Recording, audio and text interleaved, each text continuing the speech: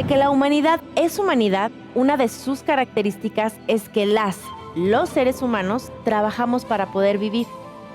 Otros seres vivos obtienen su alimento y sus recursos para sobrevivir y reproducirse directo de la naturaleza, por comportamientos instintivos, pero nosotros hemos desarrollado la capacidad de diseñar procesos de trabajo para transformar la naturaleza y obtener bienes útiles y además usamos herramientas para ello.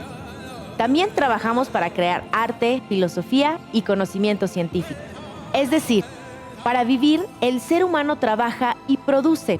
No lo hace de manera solitaria, sino que lo hace socialmente. Por eso cada época y cada manera de organizar la producción desarrolla formas de relacionarnos socialmente.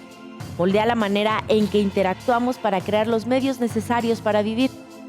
Esta es la base de la teoría del materialismo histórico. Y es lo que vamos a investigar hoy. El materialismo histórico es el nombre que recibe la teoría económico-política fundada por Karl Marx y Friedrich Engels, quienes desarrollaron las bases de esta corriente de pensamiento a mediados del siglo XIX.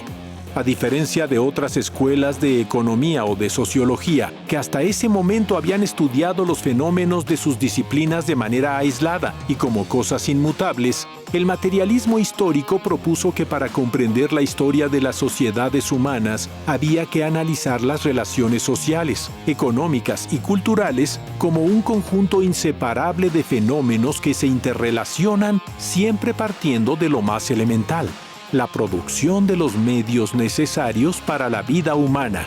Bajo este criterio llegaron a la teoría que explica de manera congruente cómo fueron cambiando las sociedades conforme la humanidad iba desarrollando sus fuerzas productivas. Por esto se referían a los conocimientos que las sociedades tenían para trabajar y también a las herramientas que las sociedades generaban para trabajar. Conocimientos y herramientas forman parte de las fuerzas productivas. En todas las etapas de la historia el ser humano trabajó y produjo, pero no siempre lo hizo bajo la misma organización. A cada etapa, cada una con su propia organización económica, se le conoce como modo de producción histórico. Estos modos de producción no se limitan a la organización económica, porque no solo explican cómo producen los seres humanos, sino también las relaciones sociales que establecen para producir y los fenómenos sociales que se generan. A esto le llaman relaciones de producción. A lo más elemental, básico de estas relaciones de producción, lo denominaron estructura. A lo más complejo o sofisticado de estas relaciones de producción, lo denominaron superestructura. Los seres humanos tenemos también la capacidad y disposición de asumir propiedades sobre lo que producimos y, a su vez, de las herramientas con las que producimos. De las formas que tome esta propiedad depende el papel o el lugar que cada persona y cada grupo de personas jueguen en ese modo de producción. Estos grupos, grandes o pequeños de personas, se pueden comprender como clases sociales. Esta teoría pudo identificar las estratificaciones de clases en las sociedades pasadas y hasta el día de hoy, siempre con el criterio de cómo y quién detenta propiedad de los medios de producción, aunque las clases sociales no son exactas. Digamos que algo que se pueda observar de manera concreta, si se puede identificar los papeles que juegan en la producción y los intereses que defiende cada una, formando verdaderos bloques de actividad productiva. A partir de distinguir estas clases sociales propias de cada modo de producción, los materialistas históricos descubrieron que estas clases sociales se confrontan entre sí de acuerdo a sus intereses y objetivos, que muchas veces son antagónicos. Por ejemplo, los esclavos tenían el interés de liberarse. Los esclavistas tenían el interés de continuar con la explotación de esclavos. Esta lucha de clases es como una olla de barro hirviente que mantiene en movimiento a la sociedad y la transforma. Cuando este movimiento alcanza un cierto grado de ebullición, se desparrama o rompe la olla para dar paso a otra organización social donde se superan los antagonismos anteriores para dar paso a unos nuevos. A estos momentos de transformación, los materialistas históricos los denominaron revoluciones sociales. Nos explican que éstas han ocurrido en distintos momentos de la historia humana, cambiando de un modo de producción a otro, muchas veces con guerras y confrontaciones bélicas, porque es difícil que la clase social que domina deje su poder de manera pacífica. De esta manera fue que los materialistas históricos desarrollaron una teoría unificadora de la historia humana con sustento en la historia de la producción, congruente con las leyes del movimiento constante del universo y de la evolución de la vida en el planeta Tierra. A sus descubrimientos los llamaron leyes del movimiento histórico. La humanidad ha pasado ya por varios modos de producción históricos, así que vamos a repasarlas rápidamente. El primer modo de producción que reconocemos es denominado comunismo primitivo. Comprende la época en la que la humanidad vivía en pequeñas tribus que deambulaban de un lugar a otro buscando comida y refugio sin establecerse en un solo sitio. La producción se reducía a actividades muy simples, como cazar y recolectar frutos y vegetales. Puesto que los recursos apenas alcanzaban para lo más básico, se consumían de inmediato y no había acumulación. Lo que se cazaba y recolectaba se distribuía de manera más o menos igualitaria dentro de la tribu. Las herramientas o armas eran de uso común y por ello se denomina como comunismo, porque la propiedad era comunal. Ya desde ese momento apareció la división del trabajo. Mientras unos cazaban, otros recolectaban y cuidaban de los indefensos. Había, pues, relaciones primitivas de producción, pero las formas de cooperación eran bastante simples. Los varones asumían el control del trabajo de las mujeres y de los hijos, y así apareció lentamente la propiedad privada, heredada a través de una línea patriarcal. La primera explotación de unos sobre otros apareció, pues, en el seno de la familia. La agricultura favoreció que hubiera más producción de lo que se necesitaba para el consumo de la tribu, e incluso superó la capacidad para almacenar la cosecha. De modo que por primera vez en la historia de la humanidad comienza la existencia de excedentes de producción. Estos excedentes permitieron la posibilidad de intercambiar con otra gens sus productos por otro. La producción que las gens no consumían se destinaba a dicho intercambio. De este modo, la competencia de cada varón por obtener más propiedades empujó a la gens a dispersarse y la propiedad pasó a ser formalmente privada. Hasta ahora hemos visto lo que es el modo de producción y cómo fue el desarrollo del primero de ellos, el comunismo primitivo.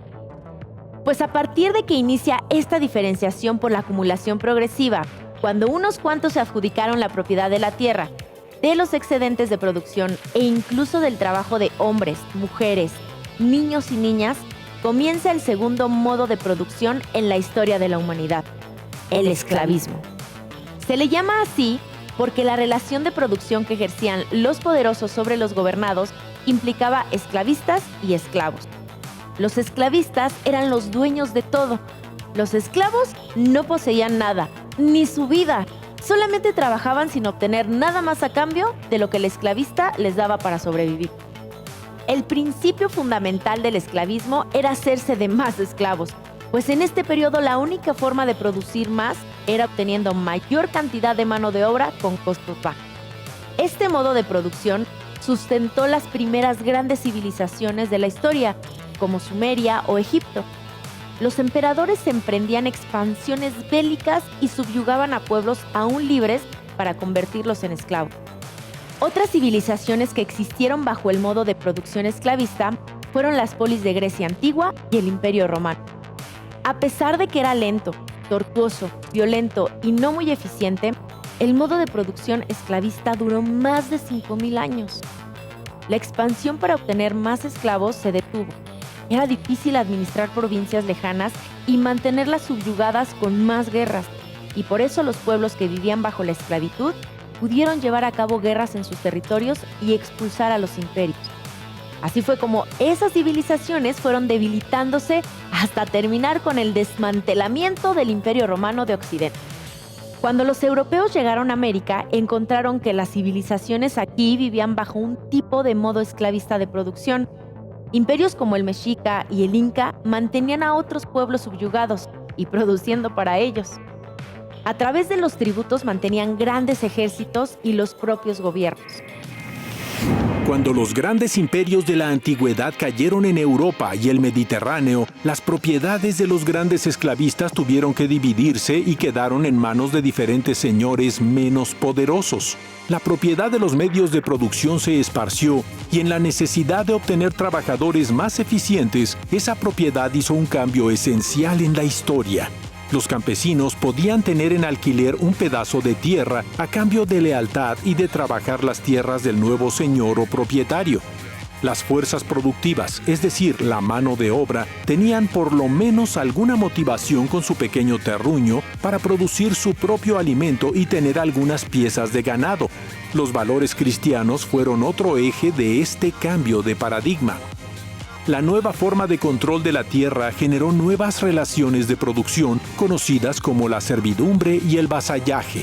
Los siervos eran los campesinos que trabajaban para el señor feudal, y los señores feudales a su vez estaban bajo otros señores más fuertes o reyes.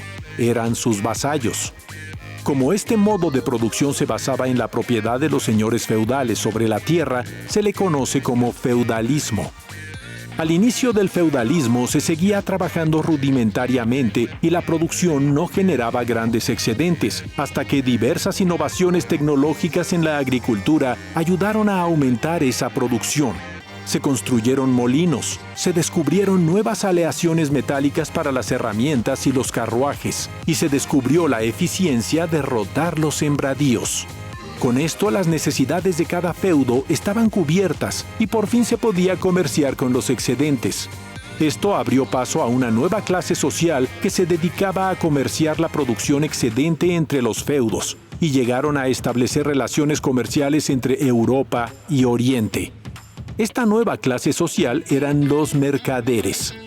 Puesto que los mercaderes no estaban considerados dentro de las leyes que ataban a los campesinos con la tierra y necesitaban movilidad para comerciar de un lado al otro, surgieron ciudades de gente libre de las relaciones de producción, servidumbre, señor feudal. En estas ciudades se asentaron mercaderes y los gremios de artesanos que podían producir mejor sin estar dentro de los castillos feudales. A estas ciudades se les llamó burgos, y por ello a los mercaderes, dueños de pequeñas fábricas y talleres y banqueros que se instalaron en ellas, se les conoció como burguesía. Se trataba de una nueva clase social que se hizo de gran riqueza, tanta que rápidamente, conforme crecía la producción y acumulación de riqueza, llevó a la ruina a muchos gremios artesanales. Cuando esto ocurrió, los artesanos que no tenían ni tierras ni propiedad sobre sus talleres pasaron a ser trabajadores, surgiendo así una nueva organización de producción, la del trabajo asalariado capitalista. Como la clase social de familias asalariadas había sido despojada de tierras y de herramientas propias, a esta nueva clase que emergió junto a la burguesía se le llamó proletariado, pues solo disponía de su prole, es decir, de la fuerza de trabajo de su descendencia para sobrevivir. El más importante de estos acontecimientos fue la llegada de los europeos en América. Los mercaderes requerían de rutas más rápidas y seguras para llegar a los mercados de Asia.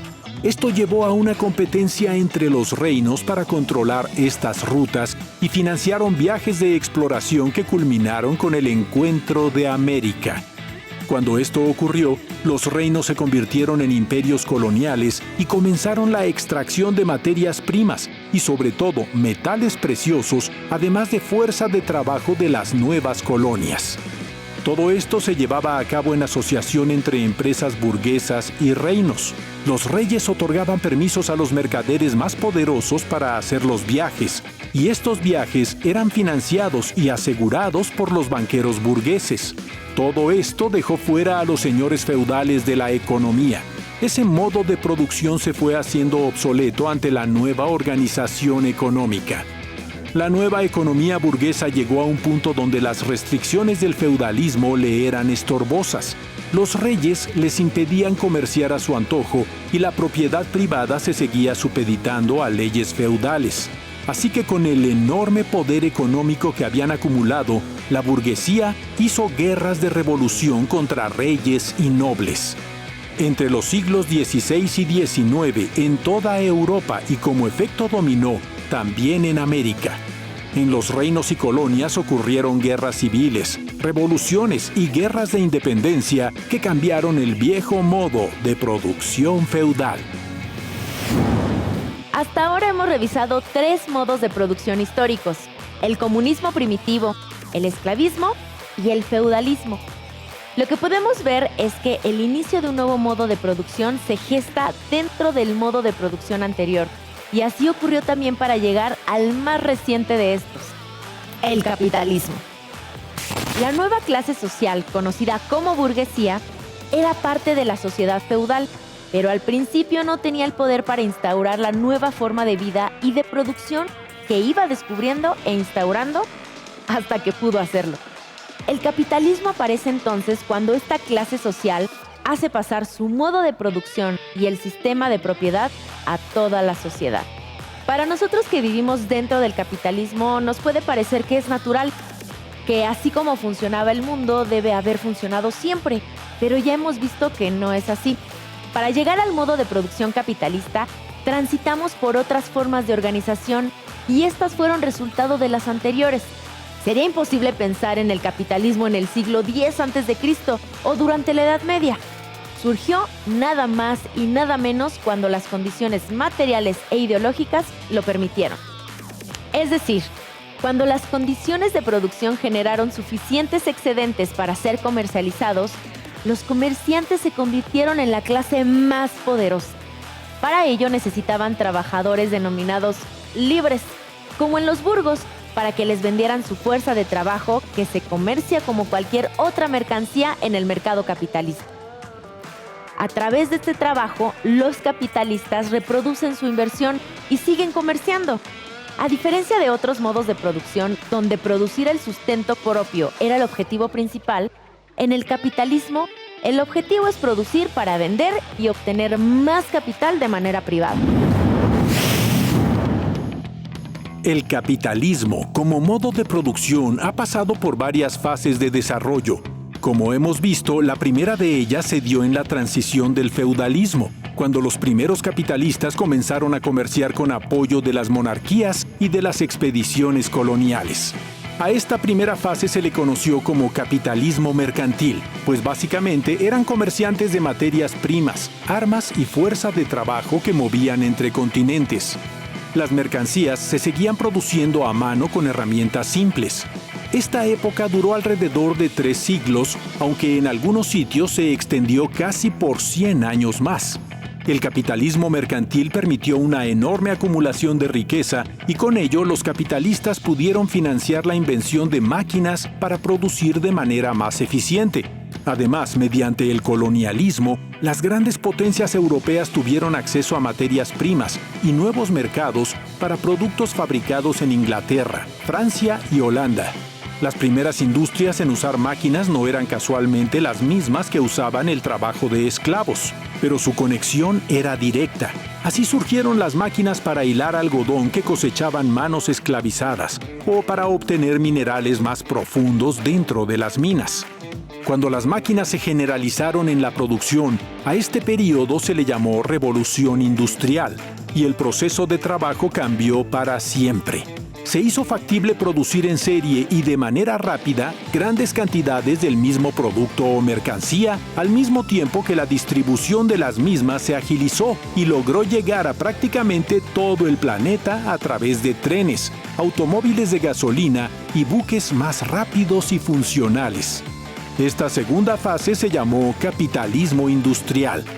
La industrialización generó a su vez tantas ganancias que permitió otro fenómeno, las bolsas de valores y un gran mercado que se dedica exclusivamente a movilizar capital financiero. Bancos, aseguradoras, corporaciones de inversión son ahora un sector propio del capitalismo y su capital puede fluir por diversas industrias al mismo tiempo. Se dice que este sector del capital financiero es especulativo, pues los valores que usan son proyecciones a futuro de lo que recuperarán quienes invierten. Muchas veces los capitalistas financieros entran en conflicto con los capitalistas productivos, pues el capital financiero tiene una gran movilidad a través de las bolsas electrónicas de valores por todo el mundo. mientras que la producción está sujeta a las condiciones reales de las fábricas, la fuerza de trabajo y las materias primas. Varias de las crisis recientes del capitalismo se provocaron por la explosión de burbujas especulativas en las bolsas de valores, como ocurrió en 2002 y 2008. La propiedad capitalista se impuso de maneras sobresalientes por todo el mundo, con una agilidad que no se había visto antes. Los autores de la teoría del materialismo histórico, Marx y Engels, describieron a la burguesía como una clase histórica que revolucionó al mundo a una velocidad apabullante, y esto se explica no por el modo de producción en sí, sino por el nivel de desarrollo de las fuerzas productivas que ha alcanzado la humanidad. Sin embargo, esto no llegó sin grandes dosis de violencia. Ya vimos que en la primera etapa del capitalismo, con los mercaderes comerciando entre colonias, el mercado de esclavos era vertebral. Todos los días puedes leer noticias sobre cómo sigue ocurriendo la expansión del capitalismo en zonas donde aún no es regla la propiedad privada. Pueblos indígenas, por ejemplo, se resisten con tenacidad a ser despojados de sus territorios donde rigen las reglas comunales de vida. Un ejemplo de esto, en nuestro país, es la resistencia de varios pueblos originarios. En Brasil, los pueblos se resisten a la privatización del bosque del Amazonas. Incluso en Estados Unidos hay todavía conflictos con los proyectos que cruzan los territorios indígenas. Sin embargo, puede decirse que la extensión del modo de producción capitalista en el mundo ha sido total. Aunque en el siglo XX ocurrieron revoluciones socialistas que se le opusieron, sus experiencias fueron cortas y no consiguieron cambiar la organización de este sistema. No obstante, las propuestas de los teóricos del materialismo histórico siguen siendo vigentes para explicar el desarrollo del capitalismo contemporáneo. Lo que sugieren es que, como sucedió con los modos de producción anteriores, las condiciones mismas del capitalismo llegarán a un grado de contradicción tal que hará obsoleto e insostenible la regulación de la producción. En estas condiciones, según Marx y Engels, debería surgir un movimiento social que les supere y genere un nuevo modo de producción. Para ellos, el único grupo social que puede llevar a cabo este cambio es la clase social mayoritaria que existe en todo el mundo, la de los trabajadores que venden su fuerza de trabajo, los proletarios. Tal vez lo más interesante es que nosotros podemos analizar hoy mismo el desarrollo capitalista con las herramientas teóricas de esta escuela de pensamiento, el materialismo histórico, que sin duda ha sido exitoso para estudiar las civilizaciones del pasado y explicar cómo y por qué se organizan las sociedades, considerando propiedad de medios de producción, acumulación y fuerzas productivas. Es decir, explicar la historia de nuestras sociedades en un marco teórico y conceptual ordenado y congruente. Sin duda, estas características han convertido al materialismo histórico en una de las teorías sociales más debatidas e influyentes de la historia. Su método fue y es aplicado a distintas disciplinas, obviamente en la historia, pero también en la antropología, sociología, economía política, el análisis del arte, etc. Varios filósofos y pensadores como Antonio Gramsci, Walter Benjamin, Louis Althusser, Slavoj Žižek, Georgi Lukács o Immanuel Wallerstein han abrevado de la teoría del materialismo histórico. Espero que este tema les haya interesado y que los motive a estudiar más acerca de las distintas teorías de la historia. Por hoy los dejo, no sin antes invitarlos a participar con Jóvenes en TV. Nos gusta mucho leer tus opiniones, sugerencias y observaciones. Haz este programa con nosotros, un espacio de reflexión y construcción del conocimiento. Vida productiva. Si no lo hacemos nosotras, nosotros, ¿quién? Hasta la próxima.